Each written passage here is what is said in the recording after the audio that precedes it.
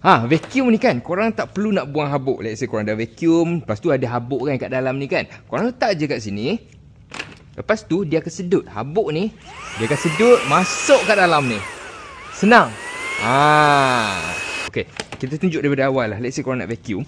Korang vacuum macam biasa, siap ada lampu lagi tu, nampak? So kalau dekat tempat-tempat yang gelap, dia boleh sedut. Nampak? Let's say ni ada habuk ni kan. Dia boleh sedut guys. Korang nampak kat situ? Ada habuk kan? Ada habuk ni, kita tak perlu nak buang. Kita just letak je kat sini. Macam tadi, dia akan sedut habuk ni. Masuk kat dalam ni. So macam mana kita nak buang kan habuk kat dalam ni kan? Kat bahagian tepi ni. Kat bahagian tepi ni, korang boleh buka. Korang tengok kat sini habuk dia. Semua habuk dia kat sini. So korang just buang dia punya habuk yang kat dalam ni je. Settle. Berhabuk. So after dah settle buang, kita masukkan balik dekat dalam ni. Lepas tu tutup balik. Lepas tu dekat dia punya station ni kan, kalau kau tengok kat sini dia ada banyak aksesori.